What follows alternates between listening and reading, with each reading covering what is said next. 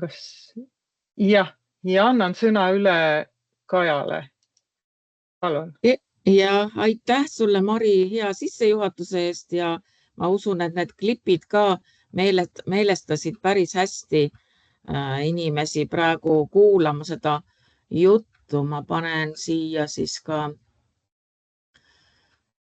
oma ettekande slaidiseanssi vaatesse. Kas jagab? Jagab, aga praegu ei ole veel. Nii. Ja, nüüd on hästi. Ja. Nii, veel kord siis tere kõigile, ilusat hommikut. Kohvilõhn ulatub juba minuni, nii et ma loodan, et teil saab olema mõnus hommikupoolik. Täna lubas ilusat ilma siia väga vihmaste ilmade vahele, nii et ma loodan, et võib-olla ka natukene see ettekanne ärgitab teid õhtupoole välja minema, võib-olla oma valla mõnda rada vaatama ja looduses liikuma. Et mina olen Kaja Lotman, olen looduskaitses töötanud juba peaaegu 30 aastat, põhiliselt küll siin läänepoolses osas Matsalu rahvuspargis, aga praegu ulatuvad minu tööülesanded üle Eesti. Ja just olengi viimastel aastatel hakanud tegelema külastustaristuga kaitsealadel. Ja täna põhiliselt meil sellest juttu tulebki, et 3 sellist plokki, mille vahel teeme väikse hingamise ja küsimise pausid. Nii, kellelgi läks mikrofon lahti kogemata, aga aitäh, et kinni panite.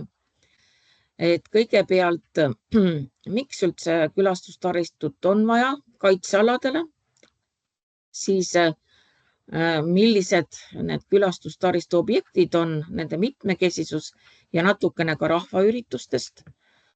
Ja lõpus siis vaatame lähemalt, mis asi on virtuaalne külastustaristu kontor, kuhu me oleme koondanud mitmesugused andmed Eesti just põhiliselt küll kaitsealadelt, aga ka muidu külastustaristu kohta. Nii, ja läheme siis edasi. Et kui nüüd hakata vaatama, et siis kõik see tundub väga loomulik, et ilusates kohtades on meil rajad, infostendid, väiksed istumiskohad, aga kui looduskaitse poolt vaadata, et kas ei oleks parem loodus kaitsta nii, et inimesi sinna sisse ei lasekski, et elakski loodus. Et kui seda asja lähemalt vaadata, siis tegelikult on niiviisi, et kui luuakse üks kaitseala ja seda ei arendata selliselt, et inimesi ei suunata, inimesi ei teavitata, siis need inimesed jõuavad sinna nii või teisiti. Ja see võib põhjustada nii siis kaitse eesmärgiks loodud loomade häirimist, kindlasti võib olla tallamist, kaitsealuste taimede korjamist, aga ka pinnase erosiooni, kui külastajaid on palju. Ja kindlasti võivad eriti meil, kuna meil on väga palju alasid eramaadel, võib see külastus hakata häirima nii maaomanikke kui ka lähedal elavaid inimesi. Ja nagu ikka, seal, kus on inimesed, seal on ka vandaalitsemine ja prahistamine ja keegi peab selle üle valvet pidama. Nii et see on nagu looduskaitse loomulik osa tegeleda ka külastuse korraldamisega. Aga selline inimeste suunamine, taristu rajamine annab ka teatud võimalusi. Esiteks, me saame inimesi suunata looduses siis sellistesse kohtadesse, mis võib-olla ei ole nii häirivad loodusele, aga samas tekib ka võimalus inimestega suhelda.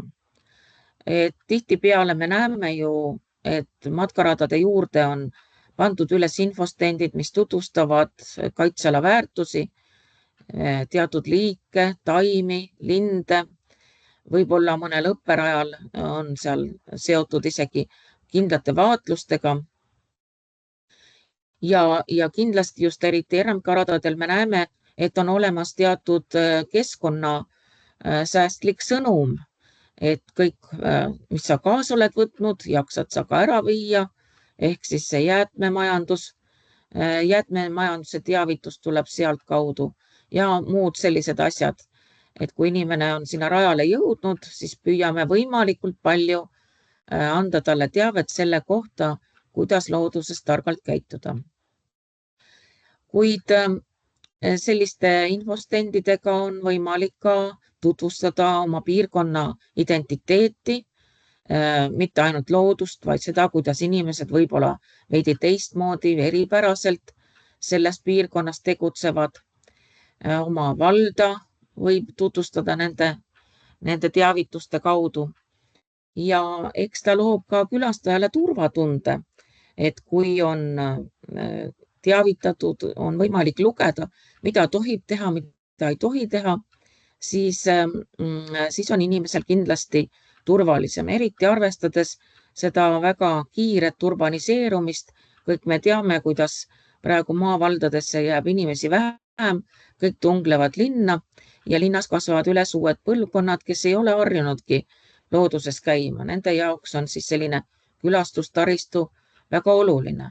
Nii selleks, et loodusega tuttavaks saada, kui ka oma isikliku tervise pärast, et saada värsket õhku ja saada seda, mis inimesel on tegelikult vajalik. Ja muidugi teatud määral sellised taristuobjektid on ka kohalikku majandust elavdavad, eriti just loodusturismi kaudu.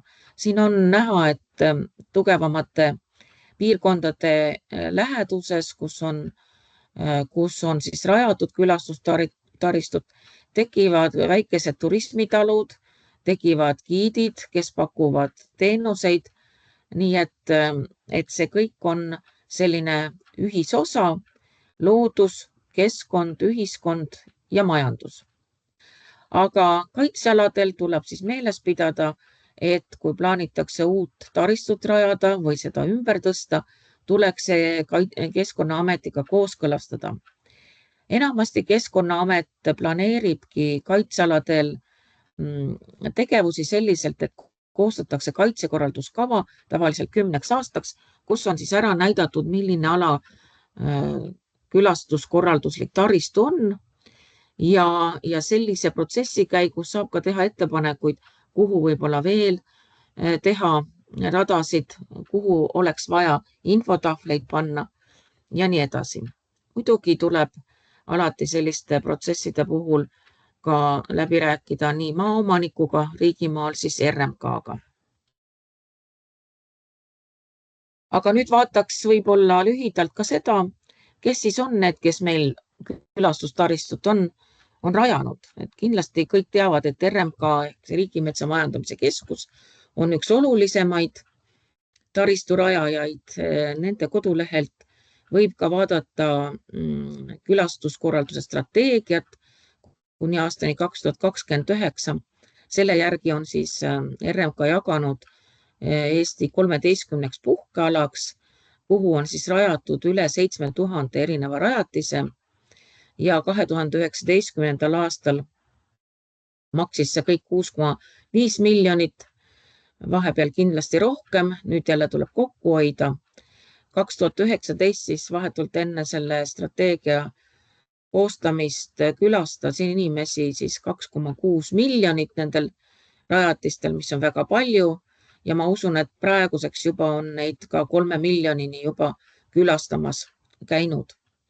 RMK-l on ka päris hea kodulehtede süsteem pealkirja Loodusega koos ja lisaks on veel selline nutitelefonis kasutatav äpp, mis on juba sellepärast mõnus, et ta positsioneerib, sind näitab, kus kohas sa asud, et sa ei saa isegi eksida, nii et kasutan või soovitan väga kasutada seda äppi.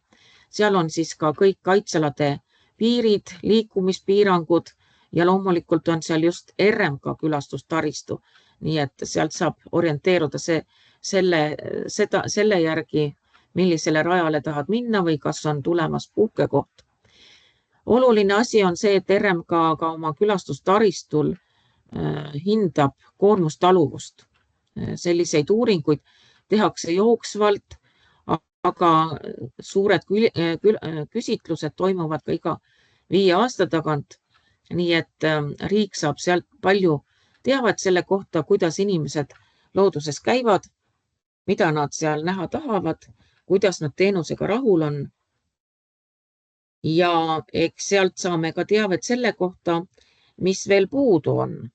Ja kuna täna meil ongi just kohalike omavalitsustega see vestlus, siis vaataks ka neid teisi taristuloojaid.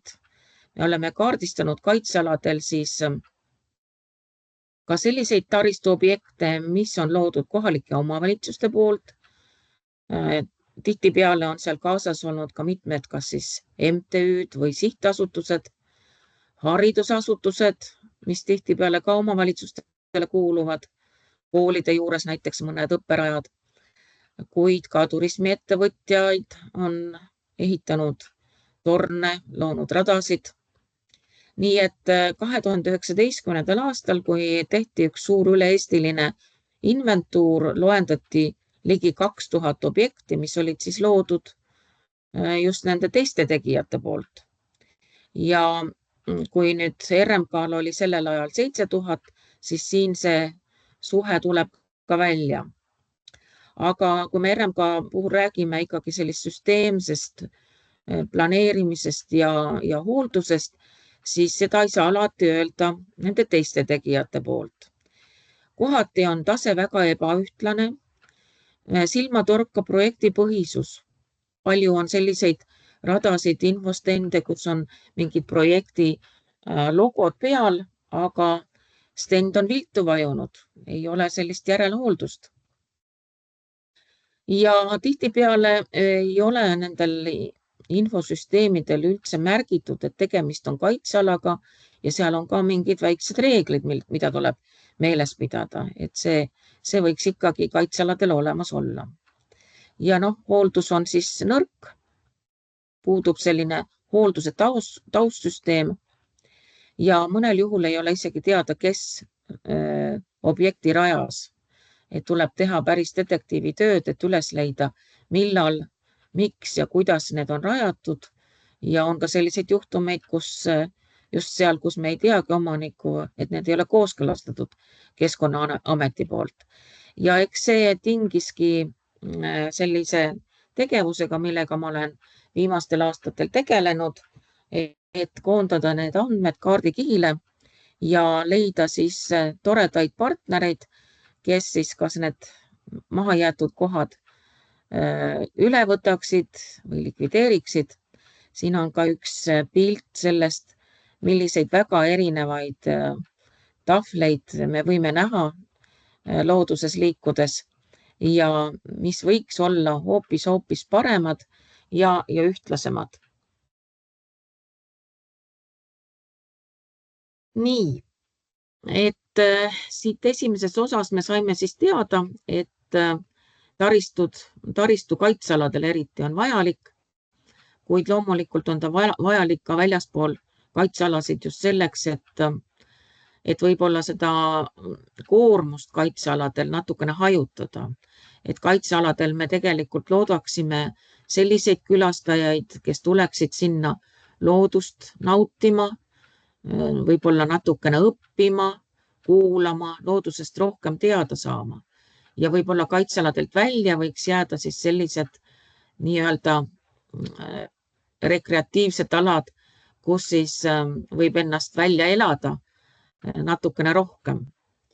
Ja kui vaadata, mis siis Keskkonnaameti roll selles külastustaristu osas on, siis Keskkonnaamet on kaitsealade valitseja ja sellest lähtuvalt Keskkonnaamet planeerib kaitsekorralduskavade kaudu külastust taristut kaitsealadel, just riigi kaitsealadel, kooskõlastab ehituslubasid, sest et enamasti taristuobjektid on ehitamisega seotud, järelikult on neil kas siis ehitusteatis või ehitusluba vajalik. Aga Keskkonnaamet proovib anda ka soovitusi. Eelmine aasta oli meil veel keskkonnahariduse osakond, kes väga aktiivselt aitas koostada infostende, aga praegu me oleme siis koondanud kaitsealade lehele sellised juhendid, kuidas teabetahvleid koostada, kuidas siis, milline on rahvaürituste hea tava, tähtsamad ka hea tava ja Keskkonnaamet tegeleb ka kaitsealadel kestliku loodusturismi sertifikaadi väljaandmisega. Meil on 3 suuremat ala, see on siis Lahemaa rahvuspargi ümbrus, Matsalu rahvuspargi ümbrus ja Soomaa rahvuspargi ümbrus, mis on siis rahvusvahelise kaitsealade organisatsiooni Europark Federation poolt sertifitseeritud kui kestliku turismi piirkonnad ja seal tegutsevad ettevõtjad saavad omakorda sellist sertifikaati omale taotleda ja sellega ka siis Keskkonnaamet tegeleb. Ja nüüd siis on teine ülesanne, mida me teeme, et me koondame külastustaristu andmeid virtuaalkontorisse ja järgmine etapp koostöös Maa- ja Ruumiametiga soovime need andmed uuele rakendusele saada ja oleme selle siis nimetanud omavahel looduses liikujale, mis varsti peaks siis loodame augusti alguses valmis saada, kus igaüks siis võib vaadata, kus kohas meil need taristuobjektid on, et kui võrrelda nüüd RMK-ga, siis RMK taristu kohta on oma äpp olemas, aga selles uues rakenduses me tahame siis lisaks RMK taristuobjektidele tutvustada ka muid objekte, ehk siis ka kohalike omavalitsuste loodud ja nagu ma eespool nimetasin, ka turismiettevõtjate taristut, kus nad arvavad, et see võiks avalik olla. Aga mida Keskkonnaamet üldiselt ei tee tänapäeval enam, on ise rajada külastustaristut. Et võib juhtuda, et kui meil on mõned rahvusvahelised projektid, siis võib olla selliseid projekti informatiivseid tahvleid projekti ajaks me paneme üles, aga et Keskkonnaamet mõne matkaraja rajab, seda enam ei ole. Et see on väike erinevus, võib-olla uuemad töötajad ei tea, aga vanemad kohalike omavalitsuste töötajad kindlasti mäletavad, kui olid kaitsealade administratsioonid või keskkonnateenistused, siis olid just nemad need aktiivsed vedajad, et loodusesse matkaradasid teha ja infotahvleid panna. Praeguseks on need suuremad ülesanded läinud RMK-le ja Keskkonnaametil on siin siis reguleeriv ja soovitav roll ja seetõttu me neid andmeid ka koondame ja seetõttu me täna ka sellest räägime. Aga võib-olla nii kaua, kuni ma edasi lähen, äkki vaataks, kas on tulnud küsimusi ja võib-olla vaataks, Mari, ma saatsin sulle 2 linki, või 3 isegi, kas oleks võimalik äkki mõni link avada, kuidas olukord on? Sa tahad, et ma panen siia vestlusaknasse need lingid või?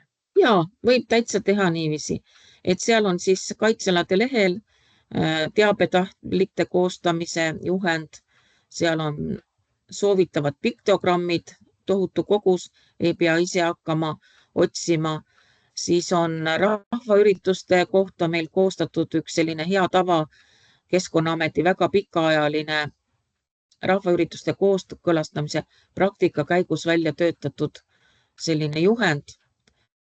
Et Mari paneb need sinna chatis, te saate veel kõrvalt vaadata. Aga kas küsimusi on tulnud? Praegu on üsna vaikne siin, küsimusi ei ole. Nii et me vist võime edasi minna. Selge, lähme siis edasi. Nii, ja nüüd me vaataksimegi lähemalt seda, missugune see külastustaristu siis on, kui mitmekesine ta võib olla. Et kui me hakkasime neid andmeid koondama, siis pidime selle peale mõtlema, kuidas neid grupeerida, kuidas neid teha niiviisi, et nad oleks kergelt leitavad ja kaardilt ka äratuntavad.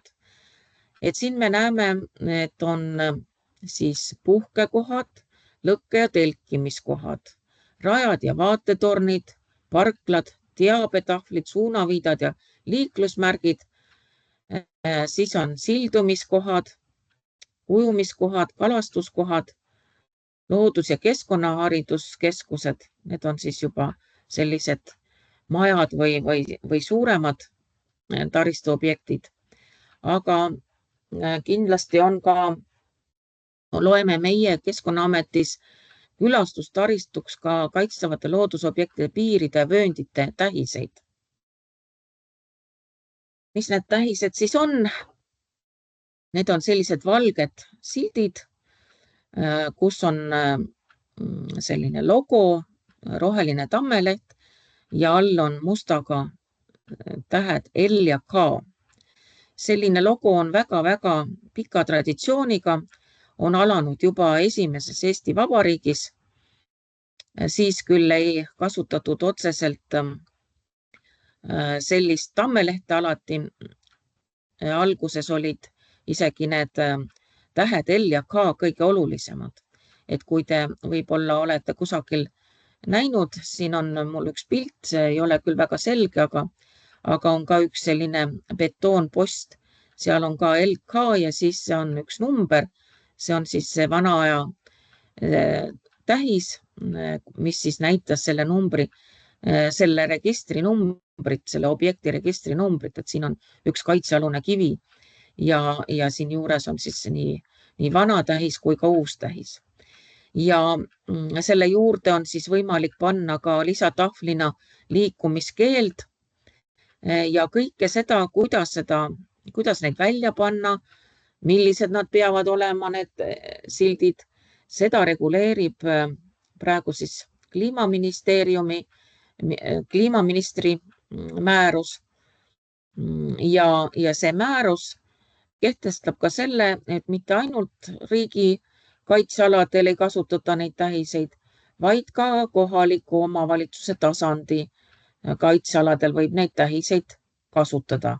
Aga sellisel juhul peab tähisel olema alati kiri kohaliku kaitse all. Ja sellise tähise peal võib kasutada ka kohaliku omavalitsuse sümboleid. Siin on ka link selle määruse kohta, kes ei ole tutvunud, saab seda teha. Ja üks näide ka. Meil on üks väga-väga tubli vald, kes väga tõsiselt tegeleb looduskaitsega. See on Viimsi vald.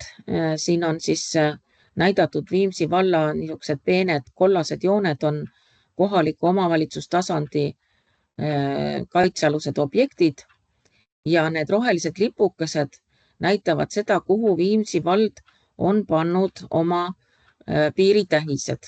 Neil on kaitsealade piirid tähistatud. Ja nagu te siin näete, seda me näeme pärast ka virtuaalkontorisse sisenedes, et üks lipukene on punane. Et kui me virtuaalkontoris vaatame, mis sinna on siis kirjutatud, miks ta punane on, siis on öeldud, et silt on viltu vajunud ja tuleb parandada. Nii et sinna saab selliseid märkusi kirjutada, et siis oleks meeles, kus on probleemid. Aga kui me juba seda pilti vaatame, siis me näeme, et siin Haabneemes on üks selline roheline rõngas siniste lainetega. See on nüüd siis supluskoht. Et virtuaalkontorisse me oleme toonud ka omavalitsuste ametlikult supluskohad, et siis külastajal oleks tulevikus ka hea vaadata, kus siis supelda saab. Lisaks tegelikult oleme me praegu toomas virtuaalkontorisse ka sellise andmekihi, mida nimetatakse ujumiskohtadeks. Seda on kogunud Maa- ja Ruumiamet ise selliselt, et inimestele on teavitatud, et pange kirja, kus kohas te ujumas käite ja inimesed on siis ise kaardile kandnud oma ujumiskohad. Need tihtipeale ei ole üldse ametlikud kohad, aga võib-olla nad annavad ka omavalitsusele väikse indikatsiooni, kus siis nende inimesed ujumas käivad ja võib-olla omavalitsused siis planeerivad ka neid supluskohtadeks, et seal ka mingi kontroll oleks inimeste tervise, vee olukorra ja turvalisuse üle. Siis te näete siin sellel pildil rohelisi radasid, need on pikad matkarajad Aga siis näete ka selliseid kollaseid usikesi. Siia virtuaalkontorisse oleme tõmmanud ka terviserajad, et teatavasti on üks selline tore seltskond, sihtasutus Terviserajad, mis siis aitab kohalikel omavalitsustel planeerida oma inimestele piirkondi, kus inimesed saaksid oma tervist turgutada ja me oleme ka need rajad siia sisse saanud. Nii, puhkelõkke ja telkimiskohad. No puhkekohaga pole asi nii keeruline, see ei ole meil seaduses reguleeritud, aga looduskaitseseaduses, LKS tähendab siin siis looduskaitseseadust, on reguleeritud, et kaitsealadel võib lõkke- ja telkimiskohti teha sinna, kus Keskkonnaamet lubab. Ja vaid kaitse-eeskirjaga võib seda leevendada ja enamasti seda leevendatud ei ole. Nii et need lõkkekohad ja telkimiskohad tuleb siis Keskkonnaametiga kooskõlastada. Ja seal on ka oma teatud nõuded, mida me soovitame, mis siis seal lõkkekohas ja telkimiskohas võiks olla. Need on meil ka kodulehel ära toodud nendel linkidel, mis praegu sinna chati said pandud. Siin üks näide RMK lõkkekohast, siin on siis praegu avatud lõkkekoht, kuid RMK-l on väga palju ka selliseid kinnise koldega lõkkekohti praegu arendatud, mis on väga teretulnud, eriti kui on kuiv suvi. Aga mida ma tahaks soovitada on see, et ikka kui planeeritakse mingeid selliseid lõkke- või telkimis- või parkimiskohti, siis oleks hea planeerimise käigus ka läbi mõelda, mitmele kasutajale see mõeldud on, sest elus tekib palju selliseid olukordi, kus tung on väga suur ja tegelikult tahetakse sinna rohkem parkida ja siis, kui ei ole teavitus selle kohta, kui palju kohti on, võib olla väga raske seletada, et inimesed ei tohiks sinna nii-öelda serva peale rohkem telkida või parkida. Et siin on mul all ka punasega toodud, RMK on kenasti välja toonud oma ühe telkimisala kohta, et seal on siis kuni 7 4-kohalist telki, mis siis annab sellise üldise indikatsiooni ja vaidlustes saab seda siis kasutada. Nii, need on siis lõkke- ja telkimiskohad. No sellega seoses ikkagi tekib meil aeg-ajalt jälle küsimusi selle kohta, et mis see telk on.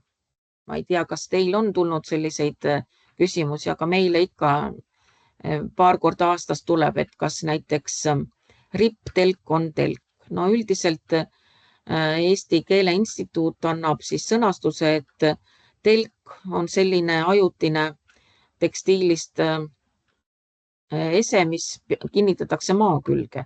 Ja ka meie ikkagi lähtume Eesti Keele Instituudi sõnaseletusest, et RIP-telk võib olla ka RIP-voodi, et seda me ei saa telgina vaadelda, et mis sest, et teda on telgiks nimetama hakatud. Siis on meil väga palju erinevaid radasid ja üldse tekib küsimus, et millal on siis rada nii-öelda suunava eesmärgiga, et kui tal on ikkagi, kui ta on planeeritud kuhugi viimiseks ja millegi õpetamiseks, millegi näitamiseks, siis ta on meil külastusobjekt. Kui ta aga on lihtsalt kujunenud kohaliku omavalitsustasandi või ka riigimaantee või tee, siis me seda taristuobjektiks ei loe. Aga meil on siin virtuaalkontoris siis nii õpperajad, õppeväljakud, matkarajad, pikad matkarajad, terviserajad, jalgrattarajad ja isegi ka mõned üksikud mootorrattarajad. Ja mis siis on heade radade tunnusteks? Kui hakata planeerima või hinnata, näiteks lähete täna õhtul välja, siis mõelge, kas see rada, kus teie käite, on hästi tehtud või mitte, millised puudused seal võivad olla. Et mina radadel käies, lugedes ka kirjandust selle kohta, olen välja toonud siis sellised mõningad vaatepunktid. Et tähistus on väga selge ja arusaadav. Sellel rajal on võimalik midagi õppida ja teada saada. Rada on vaheldusrikas. Pikad rajad peaksid olema siis jagatud selliselt, et vähemalt päeva jooksul sa saad läbida ühe lõigu, et jõuad tagasi tsivilisatsiooni. Aga peab ütlema, et kõige populaarsemad rajad on meil lühikesed rajad, sellised, mis on näiteks 30–45 minutiga läbitavad, sest praegu linnainimene ta väga kiirustab, ta tahaks küll loodust, aga tahab väga kiiresti. Parkla on lähedal, hopsti välja, teeb oma tiiru ära, saab pildid teha ja jälle autosse, et need on kõige populaarsemad. Ja üks oluline asi on see, et erinevad liikumisvahendid ei kattuks, sest kui külastus on ikkagi tihe, siis võib juhtuda, et näiteks kui on matkarada jalutajale ja keegi rattaga mööda sõidab, tekitab see ebamugava tunde. Eks linnainimesed ju teavad ka seda, kuidas praegu tõukside ja ratastega jalakäijate teedel sõidetakse. Metsas on sama lugu. Ja kui näiteks on ka ratsutajad seal, siis võib tekkida päris palju konflikte.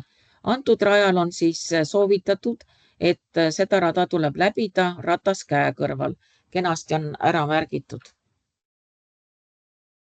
Siis radade tegemisel peaks planeerima niiviisi, et peab vaatama, milline loodus seal ümbruses on ja et ta oleks sobival kaugusel tundlikest elupaikadest, liikidest või ka inimeste õuealadest.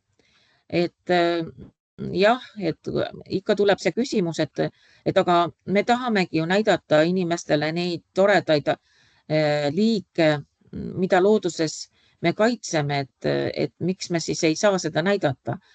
Aga nendel kaitstavatel liikidel on ka väga erinev tundlikkus, et kindlasti saab näidata selliseid liike, mis kasvavadki võib-olla tee ääres. Näiteks praegu on laialt siin Lääne-Eestis hallkäpp lausa teede ääres ja kindlasti on seda tore vaadata, aga kusagil peaks olema teadmine, et teda ei korjata, et ta on kaitse all.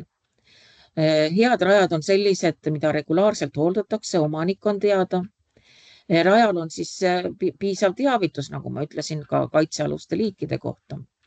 Ja muidugi peab olema rada kooskõlastatud maaomaniku ja kaitseala valitsejaga, et ei tekiks konflikte rajal liikujatel. Siin on üks selline illustratsioon Matsalu rahvuspargis, kus RMK on lahendanud siis sellise raja probleemi, mis läbib karjatatavat ala ja kus tõesti on veised.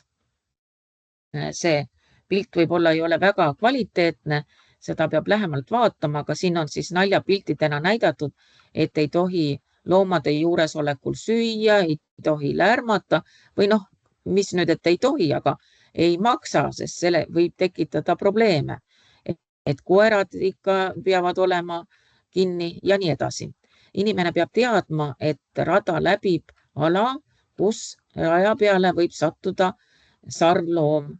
Et on sellised inimesed, kes näiteks kardavad selliseid loomi, et nad ei pea siis sinna minema, aga nad kindlasti peavad teadma, et sellisel rajal võib selliseid asju juhtuda. Nii, ja nüüd ma olen jõudnud siis jutuga rahvaürituste juurde, et me rääkisime siin taristust ja looduskaitseseadus reguleerib ka seda, et kaitsealadel lähtuvalt kaitse-eeskirjast tuleb siis kooskõlastada erinevatel tingimustel rahvaüritusi, sõltuvalt sellest, kui palju on inimesi ja kas ala on rahvaüritusteks ette valmistatud või mitte. Ja kui me räägimegi, et mis siis ettevalmistatud ala on, siis me räägimegi sellest, et seal on teatud taristu loodud.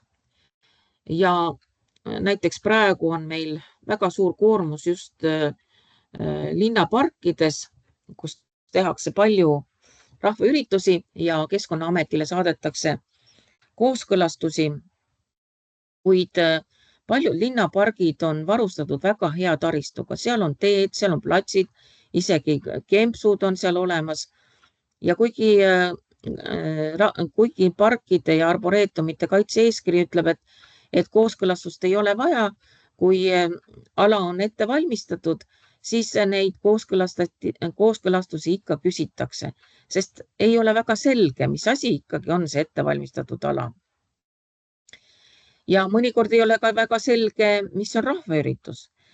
et meie Keskkonnaametis oleme siis otsustanud, et rahvaüritus on siis selline rahvakogunemine, kus on olemas konkreetne korraldaja. Kooskõlastamise alla lähevad siis need, mis toimuvad, rahvaüritused, mis toimuvad kaitsealadel. Tegevused on planeeritud ja ajastatud, need ei ole sellised spontaansed. Seal on teada enam-vähem, kui palju osavõtjaid on, kusjuures osavõtjate hulka me tahame alati lugeda ikkagi ka neid, kes on korraldajad, sest mõnikord on osavõtjaid isegi vähem kui korraldajaid ja korraldajate parkimine ja nende taristu teemad on veel eraldi küsimus. Nii et me oleme määratlenud siis rahvaürituse sellisena ja sellisel puhul, kui rahvaüritusel on sellised tunnused ja kaitse-eeskirja näeb ette kooskõlastamise, siis sellega me tegeleme. Aga need alad siis, mis on ette valmistatud seal siis vastavalt kas siis rahvaarvule või siis ei ole seal üldse kooskõlastamist vaja. Me oleme kogenud seda, et kohalikel omavalitsustel on väga erinev praktika rahvaüritustele loa andmisel. Mõned omavalitsused nagu ei tegelegi sellega. Teised tegelevad sellega jälle väga põhjalikult, niiviisi, et nad ise saadavad Keskkonnaametile kooskõlastamiseks. Teised ütlevad ürituse korraldajale, et tuleb kooskõlastada Keskkonnaametiga. Mõned kooskõlastavad ka RMK-ga, teised jällegi mitte. Keskkonnaamet peab siis RMK teavitama sellest. Nii et siin on hästi erinev see praktika ja me tahaksime seda praktikat ühtlustada. Ja tahaksime ka ühtlustada seda, et kohalikel omavalitsustel, kellele kuuluvad riiklikult kaitstavad pargid, kus rahvaüritused toimuvad, et nad ise ikkagi saaksid olla need lõplikud otsustajad, milliste tingimustega siis rahvaüritust tehakse ja praegu ongi menetluses parkide arboreetumite kaitse-eeskiri, selle muutmine, kus siis kohalikele omavalitsustel see õigus antakse. Aga kuna praegu veel seda muudatust ei ole tehtud, siis meil on siin mitme omavalitsustega, näiteks Tallinna, Kuressaare ja Pärnu linnavalitsustega kokkulepped, et teatud parkides nad enam meile kooskõlastamiseks rahvaüritust ei saada ja need alad on meil kaardistatud ja ka siis looduskaitse ja Natura 2000 rakenduses Maa- ja Ruumiametis on siis sellised alad roheliselt tähistatud ja ka selles virtuaalkontoris võib neid näha, et need näevad välja siis sellised, siin on näiteks ühest Tallinna piirkonnast pargid, kus me oleme ära kindlaks teinud, et need on rahvaüritusteks ette valmistatud ja nendes parkides ei ole vaja kooskõlastust küsida. Aga siin kõrval on näiteks üks suurem kaitseala, kus on küll ka terviserajad, on lõkkekohad isegi, aga seal siiski on vaja Keskkonnaameti kooskõlastust, see ei ole park, vaid see on maastikukaitseala. Nii, aga selleks, et siis meil oleks natukene huvitavam, võib-olla vaataks ka seda, kuidas mujal maailmas asjad toimuvad. Et eks suve ajal praegu küll on vihmased ilmad olnud ja võib-olla neid suurüritusi on vähem olnud, aga näiteks mul avanes võimalus hiljuti tutvuda, kuidas Brüsselis ühe pargi Bois de la Camorée, võib-olla võiks teda hääldada, kes on prantsuse keelt rääkiv, see võib muidugi kritiseerida mind, aga ma vähemalt püüdsin. On siis Brüsselis üks suur park, mis on ühtlasi ka kaitseala, Natura 2000 ala, 122 hektarit suur, seal on 61 imetaliiki, 51 taimeliiki, enamus neist kaitse all. See on siis avalik omand ehk linna omand ja ta on üks kõige külastatavamaid alasid. Tal on nii sotsiaalne tähtsus, inimesed saavad loodusega kokkupuudet, seal on siis kaitsealused liigid, seal on põlispuud ja kuidas siis nemad toimetavad. Kuna ala on avalik, siis seal on reeglid sellised, et kõik seal toimuvad rahvaüritused peavad olema tasuta. Seda ala ei saa tarastada selleks, et keegi saaks raha teenida oma ürituse pealt. Kui esitatakse taotlus, siis seal peab olema täpne plaan ja selgelt välja toodud ka, kui palju rahvast oodatakse. Ja enamasti on need üritused siis 2000–3000 inimese üritused, suuremaid üritusi sinna ei lubata. Tavaliselt enne üritust peetakse korraldajaga ikka selline pikk ja põhjalik arutelu kõikide linnaosa osakondadega, kõik toovad välja oma ettepanekud, millega peab siis ürituse korraldaja arvestama. Ja selleks, et koormus ei oleks liiga suur, sest pargis on ka ju üldine koormus suur, siis lubatakse suuremaid sündmusi ainult 1 kord kuus. Eelistatavalt on aktiivsed tegevused asfaltil. Jooksuüritused peavad olema kindlalt radadel. Ja ürituse käigus peab olema planeeritud niiviisi, et ka teised inimesed saaksid pargis käia ja jalutada ja loodust nautida. Kindlasti ei tohi ratastega sõita taimestikuga aladel. Keelatud on suitsetamine ja ühekordselt kasutatavad nõud. Korraldaja peab tagama puhtuse.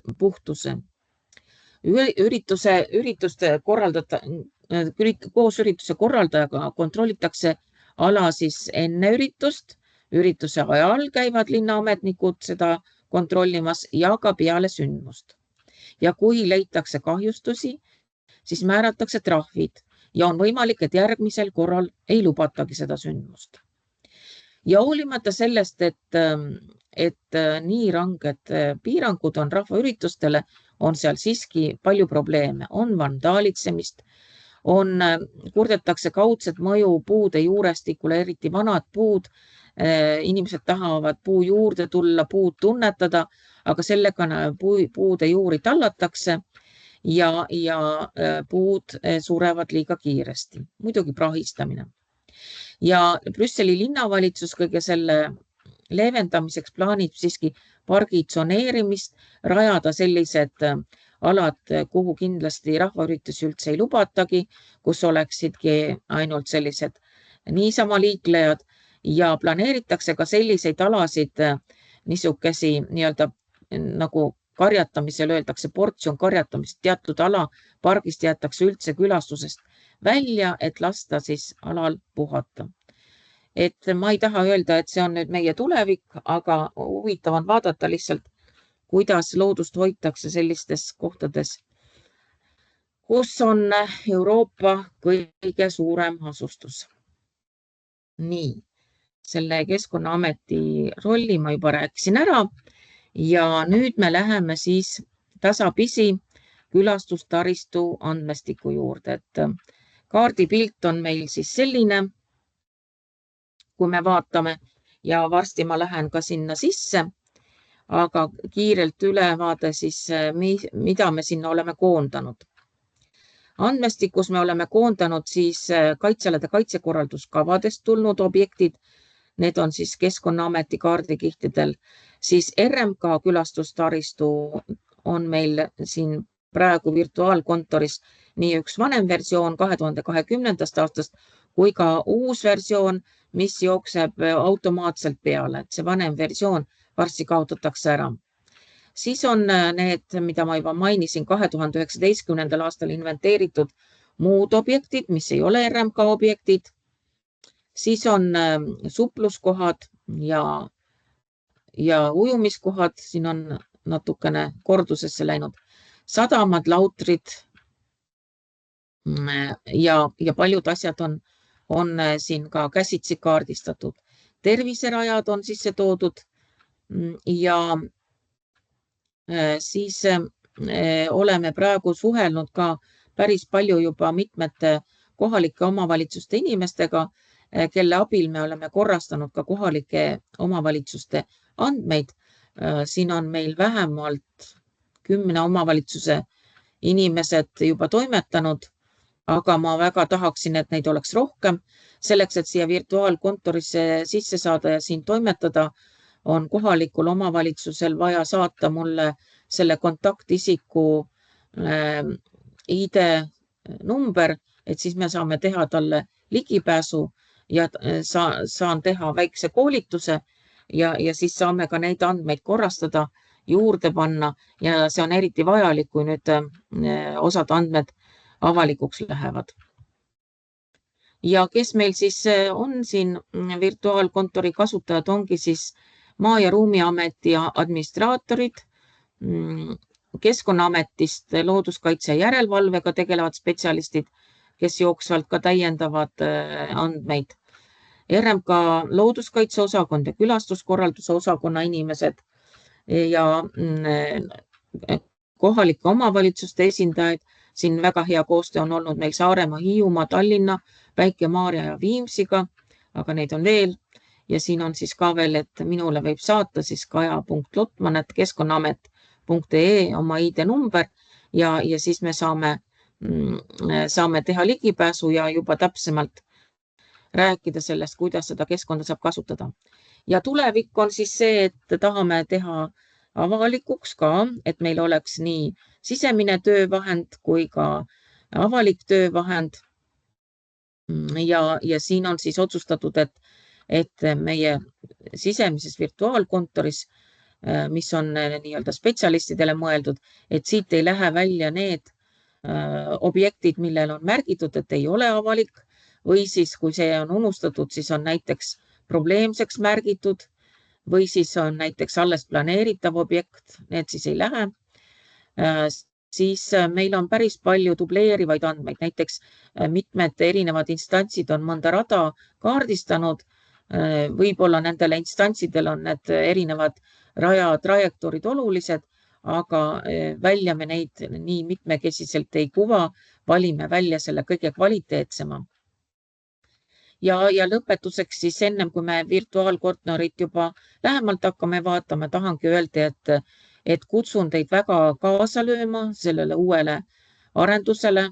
Peale seda koosolekut siin, seda kohvihommikut ongi meil üks töökoosolek juba looduses liikujale seltskonnaga. Me teeme kord nädalas selliseid töökoosolekuid ja kui te olete huvitatud, siis andke teada ja järgmisel koosolekule kindlasti kutsume teid.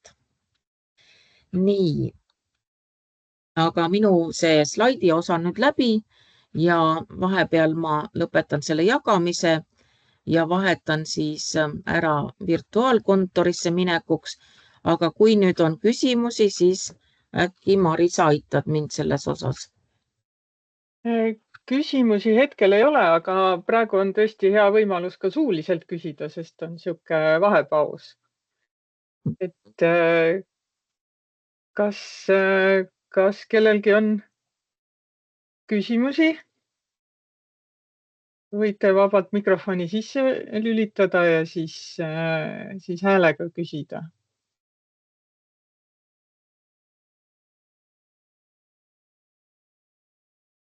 Et seal minu slaidis on ka kontaktid olemas, et kui küsimused tulevad hiljem, siis ma saan vastata ka kirjalikult. Ja see juhend, mis nüüd Keskkonnaamet kokku pani kohalikele omavalitsustele, seal on ka mul koostatud külastustaristu kohta veelgi pikem jutt, et sellega võib siis ka veel lisaks tutvuda. Aga läheme siis edasi virtuaalkontoriga. Et niimoodi ta välja näeb. Kui te saate siia ligipääsu, siis avaneb selline pilt, kui teid on identifitseeritud. Praegu on arendaja teinud sellise töö, et kõrgemale siis on tõstetud probleemsed ja planeeritavad objektid, et muidu tundubki, et meil ongi ainult probleemsed, aga kui me alla zoomime, siis nii hull see asi ei ole. Aga vaatame natukene siin, mis meil siin ääre peal on. Vasakul pool on siis selline menüü. Siin te näete, et ongi siis külastustaristu nime all selles rakenduses, Maa- ja Ruumiameti rakenduses. Ja siin on siis mitmed sellised suuremad plokid. Siin on alad, rajatised ja hooned Siit tulevad juba meile tuttavad lõkkekohad, puhkekohad, telkimisplatsid, metsamajad ja onnid, külastuskeskused, vaatlustornid, aga siis ka sellised väiksemad infotahvlid, märgid, suunavad viidad ja meil on siis Keskkonnaameti jaoks siia pandud ka oma projektide infotahvlid. Meil on mitu LIFE projekti, et kuigi me taristut ei loo, aga siis oma projektide taristu või infotahvlid me paneme ka siia, et nad üles leida ja mäletada, sest et inimesed liiguvad, lähevad jälle järgmisele projektile ja ei pruugi alati teada, kus need looduses on, need infotahvlid. Siis on eraldi teemaplokk, on kaitsealade piiritähised ja siin te näete, et on nii Keskkonnaameti andmed, mis on siis kaitsekorralduskavadest tulnud, kui ka RMK kaitsetähised. Siin on meil RMK-ga koostöö, me siis saame siin omavahel jagada seda infot, et kus meie oleme planeerinud ja nemad näitavad, kuhu nad siis on välja pannud. Nii et kui 2 kihti kattuvad, siis on kõik korras, aga kui ei kattu, siis võib probleem olla. Ja eraldi siin te näete, siis on KOV piiritähised. Siin siis näiteks Viimsi vald on seda kihti soovinud ja kasutanud, et siin siis ka teised kohalikud omavalitsused võivad seda kasutada, kui neil on plaanis oma kaitsealasid tähistada.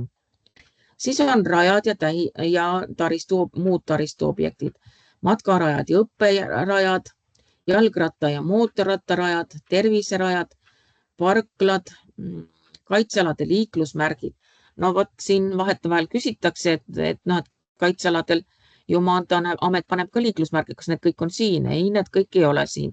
Siia me paneme need liiklusmärgid, mis on konkreetselt seotud siis ikkagi kaitseala külastamisega. Tihtipeale on need just mootorsõidukeid sõitmist keelavad märgid, et me teaksime, kui näiteks järelevalvetöötaja läheb järelevalvet tegema, kusagil on auto sõitnud pinnasekatteta teele ja kaitse-eeskiri ütleb, et ainult pinnasekattega teedel võib sõita, siis on teada, et sinna tuleb ka märk panna välja ja ennem ta vaatab siis, kas märki on või ei ole, et see on meil selliseks teada saamiseks. Siis me oleme siin jõudumööda kandnud sisse ka just kaitsealadel olevad sadamad, sillad ja ka kalastuskohti on Maa- ja Ruumiamet siia siis koondanud ja oleme kandnud ka muud huviobjektid, et lihtsalt teada saada, kus inimesed liiguvad, kuigi näiteks mõnikord on mõni pühaallikas kusagil eramaal, kus käiakse, aga kuna maaomanik ei ole huvitatud ja keegi ei saa ka taristut rajada, siis me vähemalt teame, et seal piirkonnas inimesed liiguvad. Ja siin ka siis see rahvaürituste teema, millest ma ka juba rääkisin, et mis meil on siis ka ära märgitud, neil on plaanis neid suuremalt ette võtta, et ka näiteks RMK hästi varustatud taristuga aladel neid rahvaürituste kooskõlastusi enam mitte anda, aga see on ka tuleviku küsimus. Nii, ja siis on võimalik siit sisse lülitada ka Natura-alad, aga kui ei taha just Natura-aladega, siis kaitstavad loodusobjektid, nende piirid, siis on võimalik, siin on alati, sellega tuleb alati kaasa 3. kaitsekategooria liigid, mis on avalikud ja neid on hästi palju ja need mõnikord segavad vaatamist.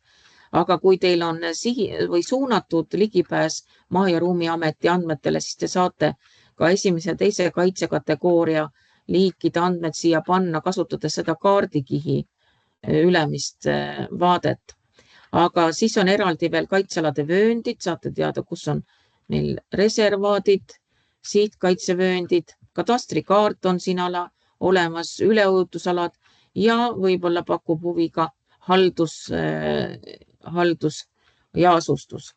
Aga kui teil on oma vallaga pistmist, no paneme lihtsalt nalja pärast siia Tori vald.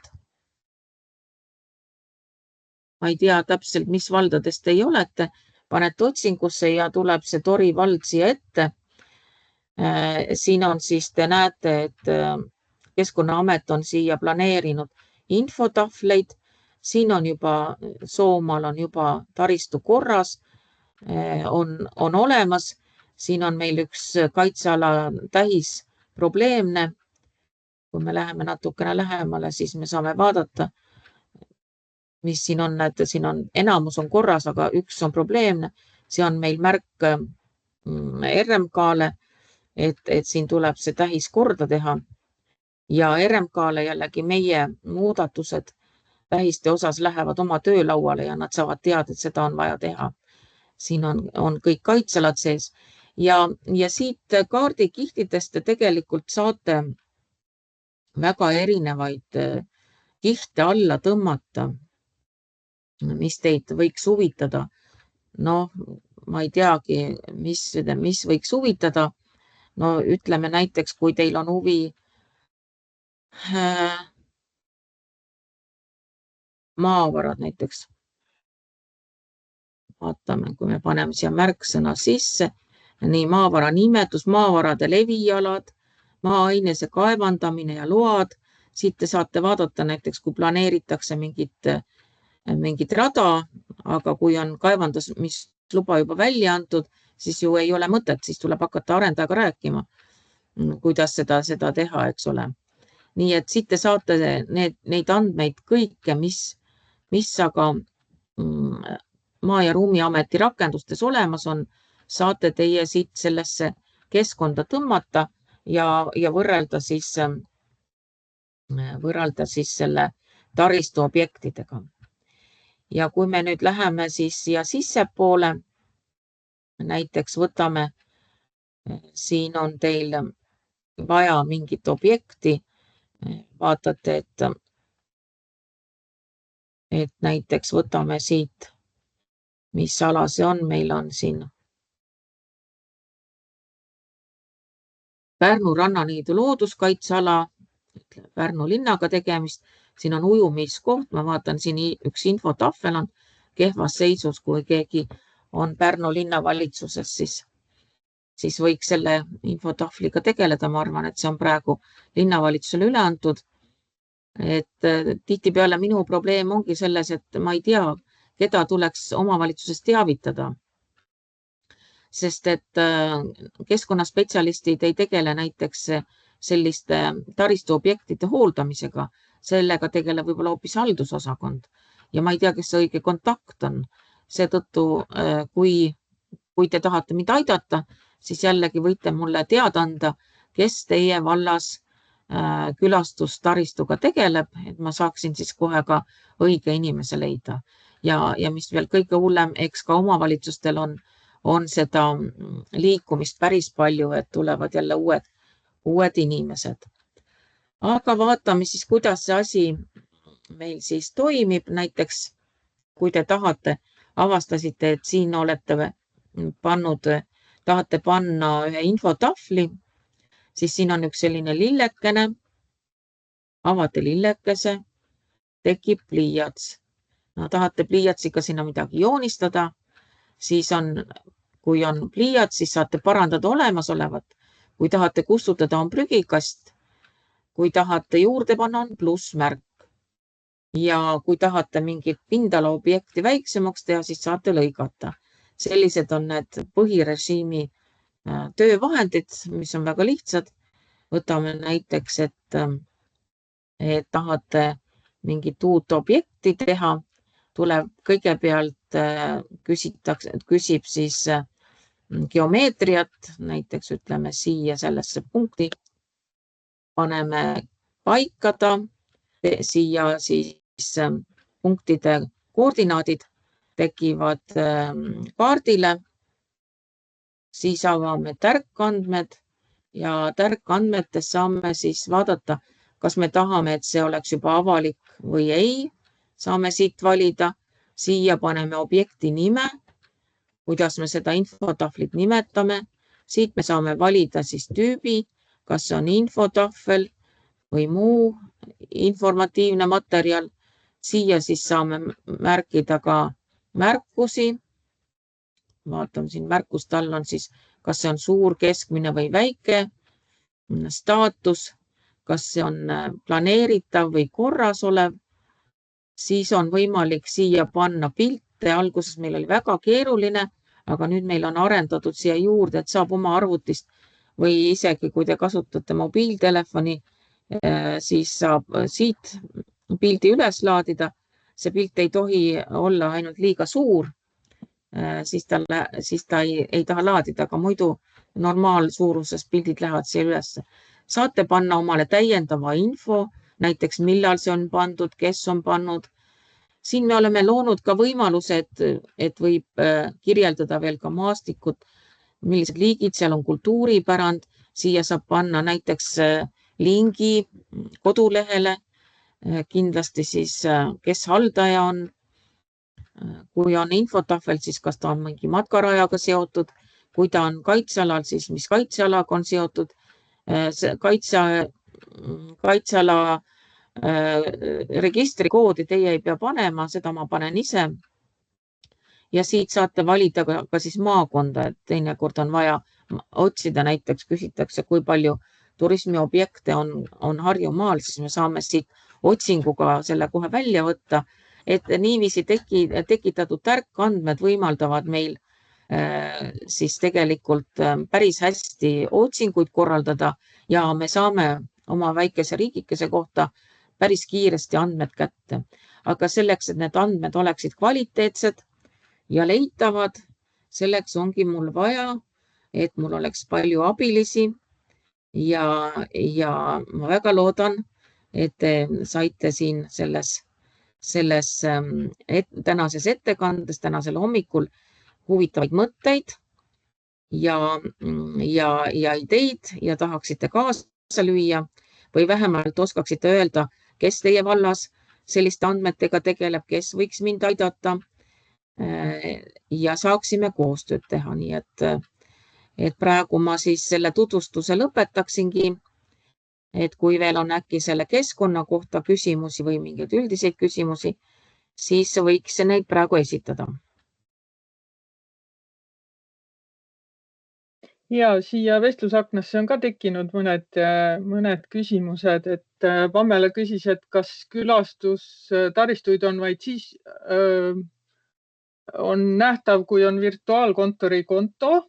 Ma vastasin talle, et hetkel jah, aga et siis augustis on osa infot, eks ju, muutub avalikuks, aga mitte kõik. Ja siis saab Kajale kirjutada ja saata oma ID numbri, et siis oleks võimalik ligipääs teha. Ja siis sinu küsimusele, et kellele saata see info, et kui mõni tahvel vajab natuke kõpitsemist, et siin Margit on vastanud, et töötajad ka liiguvad ja töölõigud ei ole alati määratletud, et siis kõige parem oleks saata omavalitsuse üldmeilile, et siis sealt suunatakse see info õigesse kohta edasi. Teeme nii. Nii, aga nüüd tõesti võib veel suuliselt küsida, kui midagi jäi arusaamatuks, Kaja saab veel rääkida, et küsige julgelt. Jah, osad inimesed võib-olla on seda juttu juba ka kuulnud, aga eks ta ongi praegu selline virvarr ja oma töö muude asjade kõrvalt võib-olla on natukene eklektiline esialgu, aga me peame kõik ka omavalitsustes ju töötama selle nimel, et inimesed paremini loodust tunneksid, et inimesed oleksid terved ja saaksid liikuda ja kõige parem, kui nad seda kõike koos saavad teha. Et võib-olla te võtate selle aja ja natuke mõtisklete oma valla piirides, et kuidas seda kõike saab paremini teha ja seda me saame kindlasti koos paremini teha. Et kui siis küsimusi ei ole, siis võime töö juurde minna. Kohvitassid on tühjad vist juba. Oota, ära veel kiirusta, et ma natukene räägin tulevastest üritustest ka, et võib-olla siis vahepeal on kellelgi küsimus tekkinud, et saab nii kaua veel kirjutada. Et meil on siin juba esmaspäeval on tulemas üks selline huvitav üritus, et kutsutakse siis nii omavalitsuste keskkonnaspetsialiste kui siis ka kohalikke aednikke, et on välja pakkuda selline võõrliigi tõrjekatsel osalemine, et on neli võõrliiki, Voolias pargitatar, kuldvitsad, harilik pihleenelas ja harilik lumimari.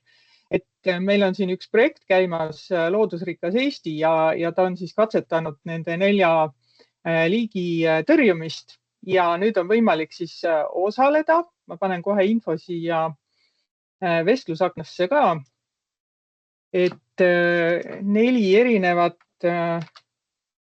nii sai, 4 erinevat üritust on ja siis erinevates asukohtades üle Eesti, et saate omale sobiva välja valida, kui huvi on, siis osaleda, saate registreerida. Et see on selline väliüritus ja kuskil 1,5 tundi kestab. Ja need siis toimuvad, ongi need projekti tõrjealad. Nii palju siis sellisest tõrje infopäevadest ja juulis KOV-hommikud puhkavad. Meie kohtume uuesti 28. augustil, ikka siinsamas aknas kell 9. Sel korral meil tuleb külalisesineja. Accelerate Estonia räägib siis veemajanduse ja reovee käitluse valdkonnas uute tehnoloogiate kasutusevõtust ja siis tutvustab tehnoloogilisi võimalusi väljaspool septikuid ja kogumismahuteid.